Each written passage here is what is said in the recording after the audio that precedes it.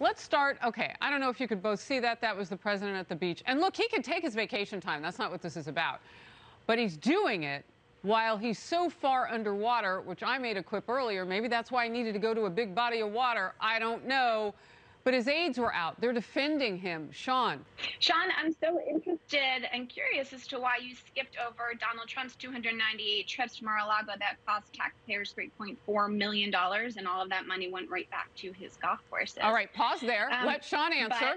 So this clip from Fox News is incredibly telling and deeply hilarious. Now, first and foremost is the bit about pointing out the fact that Donald Trump went on so many vacations when Republicans were criticizing Joe Biden for going on vacation. Now, I think we all can recognize that presidents and members of Congress getting far more vacation time than the average American is pretty shameless, but the idea that it's more of a Democrat or a Republican thing is pretty much a joke.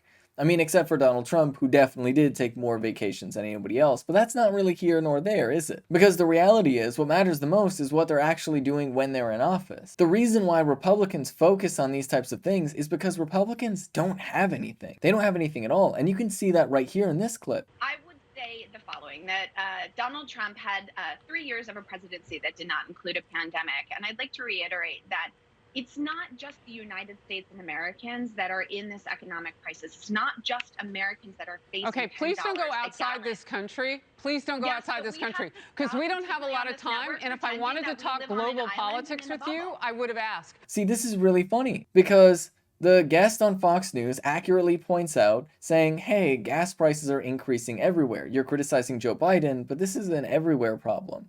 And they're like, oh, no, don't say anything about the global economy. Don't talk about other countries. You have to talk about only the United States. Now, why is this?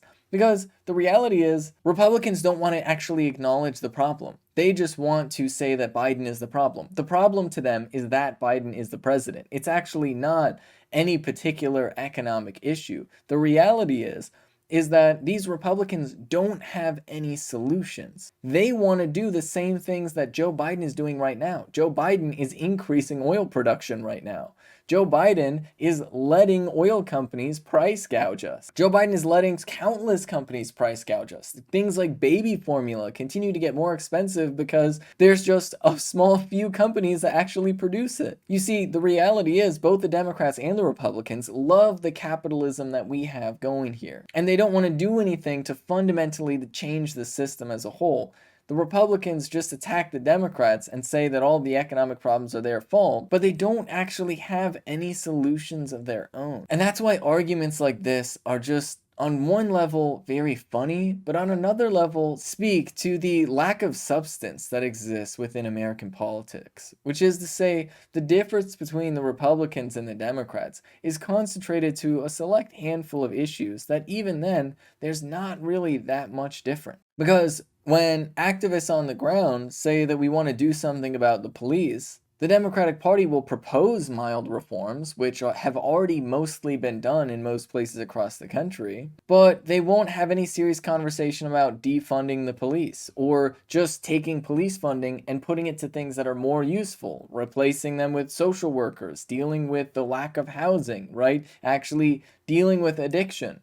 Instead of addressing any of the material problems that we have to deal with on a daily basis, they just throw more police funding on top of it. Democrats also love fear-mongering about crime and talking about how, oh, we need to be tough on crime, despite the fact that crime rates are actually incredibly low right now. Democrats would rather focus on putting in place market reforms instead of actually dealing with the fact that a small handful of companies are basically dictating the entire economy of the United States. And both the Democrats and Republicans love continuously dumping more money into the military. And whenever anybody challenges the Democratic Party from the left, people like Bernie Sanders, all of the centrists rally together to go against people like Bernie more than they even campaign against the Republicans. And that should tell you everything you need to know about American politics. These people on Fox News will argue about who's taking more or less vacation, whether or not it's Biden or Trump.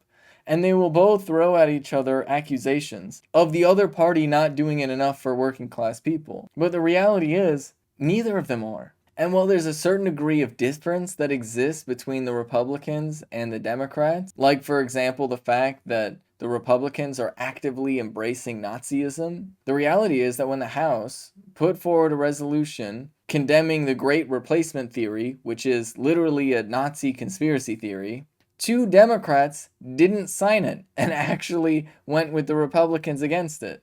So think about that. Supporting a Nazi conspiracy theory is not even a red line for the Democratic Party. So really, how different are they? We're faced with a choice between self-declared fascists and neoliberalism. Neither of these are great options. But anytime anybody comes in to actually address the real issues, they get drowned out by arguments like this. The Republicans have no solutions whatsoever, and the Democrats have solutions that are fundamentally incapable of dealing with the problem at hand. And anybody that tries to point this out or challenge this or bring up any potential change, they're treated as though they're some sort of extremist radical.